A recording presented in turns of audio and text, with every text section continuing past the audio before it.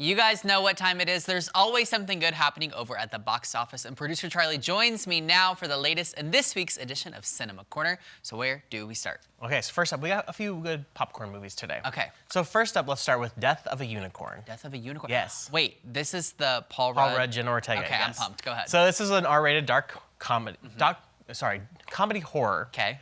And it follows a father-daughter duo after they hit a unicorn with their car and bring it to a wilderness retreat of a mega-wealthy pharmaceutical CEO. But things go a little haywire, you know, after the parents... As they do. As the unicorn parents seek some revenge. Okay. So, like you said, this stars Jenna Ortega and Paul Rudd. It also has, it's big cast, like stacked cast. Richard E. Grant, T. Leone, Will Poulter, Anthony Carrigan.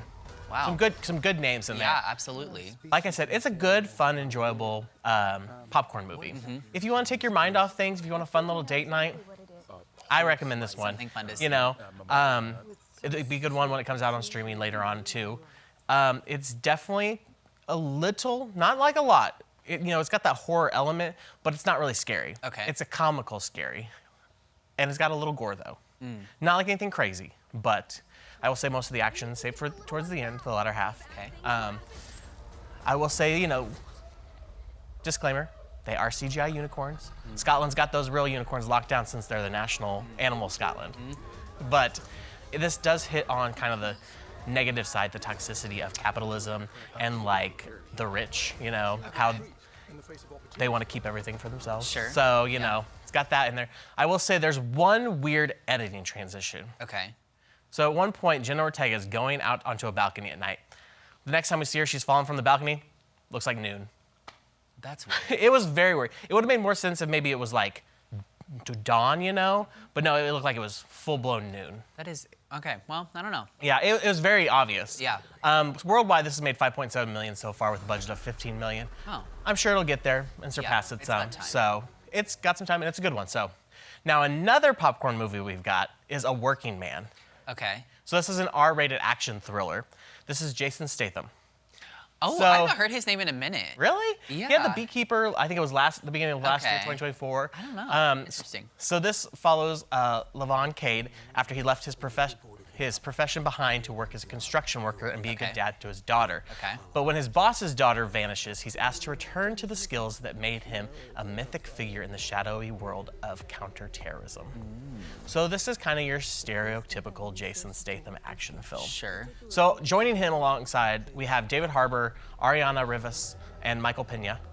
And then, like I said, another good popcorn movie. It does feel a little long. I will say I checked the time, and I was only like, oh, we still have 45 minutes left of this? Oh, I hate that. It kind of felt like things were getting ready to wrap Yeah. up. So I feel like they had a little bit in there that was unnecessary. Okay. But it's action, and anytime you make an action movie, you want to punch as much action as possible. Yeah, for sure. Another little weird thing was towards the end, they're out in this like swampy woods area.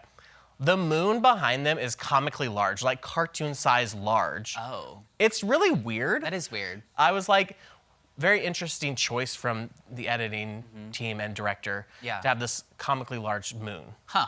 Like, super massive mega moon. Yeah. But this is actually based on a novel as well called Levon's Trade by Chuck Dixon. And you want to know who adapted the screenplay for it? Who? Sylvester Stallone. Really? Yes, he wrote the screenplay for it. He originally adapted it for a series, though, but in 2023 it was changed to a film. And I think one of the main reasons that it was made into a film was because of the possibility of sequels, because of all the novels that go along with it. I will say, Stallone and Statham make sense together. Oh, so absolutely. That Well, checks out. They were in The Expendables together, and I'm sure Yeah. they've been in some other things together. They're, your two top action stars. Worldwide, it's made $30.2 million, which I was kind of surprised at how much Wow. it's made. Yeah, that's quite a bit. With a budget of 40, so I imagine it's going to go above and beyond. Yeah, I love that. So moving on, we have a really cute movie. Okay. This is called The Penguin Lessons. This is a PG-13 comedy drama. Okay. It stars Oscar nominee Steve Coogan and an adorable penguin. This follows an Englishman's personal and political awakening after he adopts a penguin during a cataclysmic period in Argentina's history. I will say I didn't know much about Argentina's history, so it was very interesting to see I that. can't say that I do either. This is based on a true story, though. Okay. And it was adapted from the real-life Tom Michel's 2016 memoir by the same name. So it's super cute. I really liked it. Yeah. If you want a little heartfelt film, I would highly recommend this one. Yeah. The kids would probably like it. It's got some good comedy in there. This was actually premiered at the 2024 Toronto International Film Festival, and it's just a feel-good, heartwarming one, like I said. I love that. So budget, worldwide, it's made $1.2 million. I couldn't find the budget on that one. So then moving on, your favorite genre we're gonna go back to. Oh, no. Horror. No. So this is The Woman in the Yard. It's a PG-13. I would consider it more suspense than horror, though. I don't really feel like it was too scary. So this follows a family when a mysterious woman repeatedly appears in their front yard. She delivers chilling warnings and an unsettling message, leaving the family to question her identity, motives, and the potential danger she might pose. Oh. So this stars Danielle Deadwyler, Peyton Jackson, Estelle Kahahi, and then, forgive me if I mispronounce this name, Okwi Akpokwa-Sili. Okay. This was actually written in 2020 and appeared on the annual blacklist of most liked unproduced screenplays. Interesting. So it's been around for 5 years now. Yeah. It was announced for development in February 2024. It's got great performances. Yeah. I will say that. It's only got a cast of like 6 people altogether, which, you know, the smaller casts like that, I feel like really add to the performance because there's not so many crazy people that you have to bounce back and forth, you know? I think that's super fair. I will say the kids' characters, kind of annoying. Really? But I feel like in any horror movie, the kids just act so crazy, defiant, that they just go off on their own, and so they're kind of annoying at the first half, you know? I get that.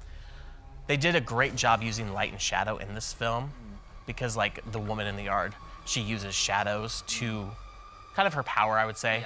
So it was very cool to see how they utilized that. I will say, though, the last 10 to 15 minutes kind of derailed it.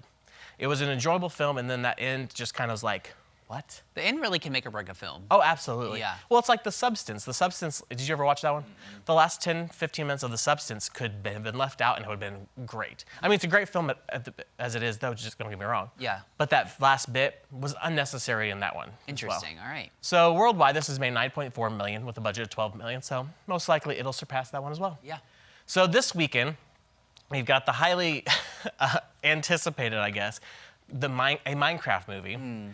I haven't seen the best reviews for this one. I did see a funny thing about how Danielle Brooks is in this, and somebody with I don't know, somehow she had never really played or really been involved, and she got asked to learn, and whoever was teaching her was like, I think maybe you're better off just not. I saw and I that thought too. That was really funny. One early review I saw so far was that Jennifer Coolidge is the only reason it has any redeeming quality. Interesting. So, and then also we had The Luckiest Man in America, and then also Freaky Tales with Pedro Pascal. Oh, okay, streaming. Now, coming to streaming, we have out right now One of Them Days on Netflix with Keke Palmer and SZA, and I highly, highly, highly recommend this I'll one. be watching that for sure. You should. You would love it. Okay. And then also on Hulu right now is A Complete Unknown.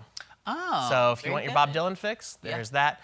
And then Friday on Max we have Y2K, which is kind of the suspense one about like what happened when if Y2K actually happened like people predicted it, you know? Yeah. And before we go, I do have one note. Okay. So we talked about the Looney Tunes a few weeks ago. Okay. And how Coyote versus Acme was still up in the air. Yeah. Well, Ketchup Entertainment, which brought us The Day the Earth Blew Up, has officially saved the film. And it's apparently supposed to release soon into theaters. So Okay. fingers crossed we get it pretty soon because, and go out and watch it. Yeah, and Go out watch and it. All right, well, we'll see what happens. All right, you guys, well, that's it for this Cinema Corner Unscripted. We'll be right back.